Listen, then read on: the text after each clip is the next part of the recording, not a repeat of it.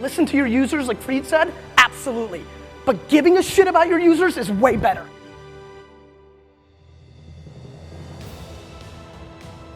I sit in rooms every day, and you guys know I love to sit with kids and jam, and almost every day I have a situation. Every month I will meet at least one person that's gonna cry to me that they don't have anything and it's hard and they got nothing, and then I will equally have dinner with somebody else who will tell me that it's hard and difficult. Happened today downstairs because they had too much. They're not hungry because their parents did everything for them, because they gave them too much. Which the people that have nothing, a bunch of you just sat. I've had people who have $50 million trust funds cry to me at dinner because they never did anything and they don't have any purpose and they're lost and they're suicidal. Which the people in here that were born with nothing are like, it's because you don't know the alternative. Everybody's pointing at everybody else without understanding. Nobody's deploying empathy. If you're trying to become successful, the best way to do that is to never settle for second best. Always be trying to improve upon yourself day in and day out, no matter how hard it may seem. Always try to find a way, one thing to improve that you didn't do yesterday that you know you can do better the next day. It's going to be challenging and it's going to be extremely hard because you're not going to want to get up every single day and go to work. But it will be very rewarding once you figure out the best way to improve yourself is by little bits here and there every day. If you try to make one huge leap or one huge growth, it's going to be hard because you're going to fail a lot. But if you try to get these little successes in and every single day, it'll motivate you and keep pushing you forward, showing you that you need to outwork your competition. That's the best way to climb the ladder of success. If you're constantly wanting to do better than everybody else, then that will be the best way that you climb the ladder and become the successful individual that you've planned on becoming, the one that everybody's looking up to. Because if you stop trying to become successful and you stop trying to improve, then other people will improve faster than you,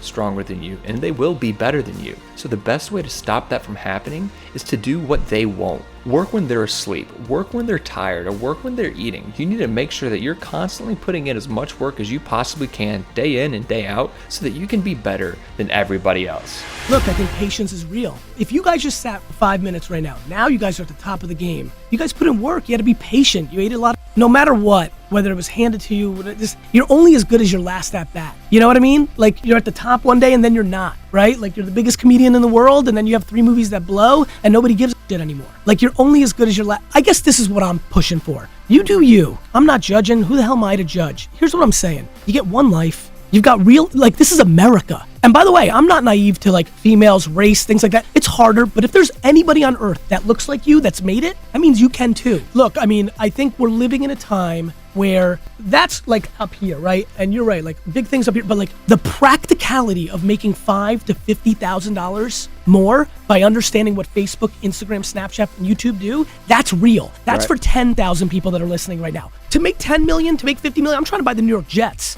Is that for everybody? No. But you know, that's because I got gifted. Like I'm not good because my dad had liquor store. I'm good because my mom and dad had it the right second and gave me the right DNA.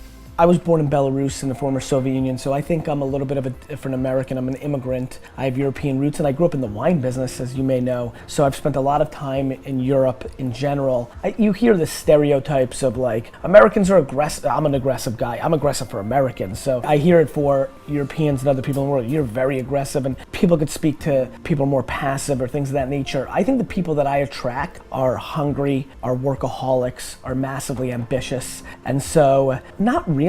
Outside of the accents, that felt like the same thing would have happened if I was in LA or San Francisco or anywhere else in the US that's not New York and had people show up. They're hungry and ambitious, and the kind of stereotype that an American businessman or woman impose on other parts of the world of not as hungry. And look, I'm cynical to tea time and pub culture in the UK. I'm cynical to people that work 8 or 10 hours in the US and think they're soft. So I can go there, but not the people that are gonna come out on a Tuesday night at 11:30 p.m. and ask a business question. They're hungry.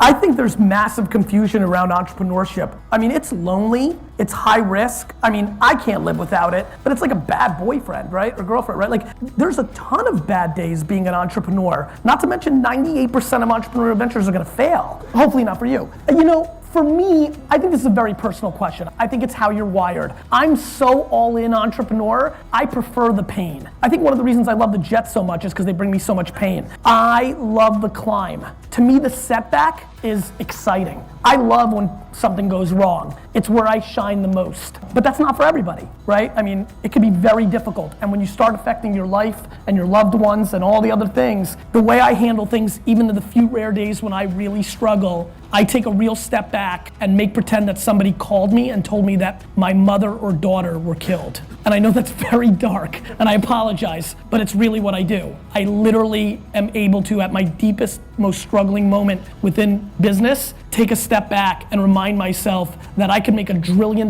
tomorrow on Bitcoin, and if something bad happened to the people I love the most, that it would mean nothing. And it very consistently rewires me very quickly.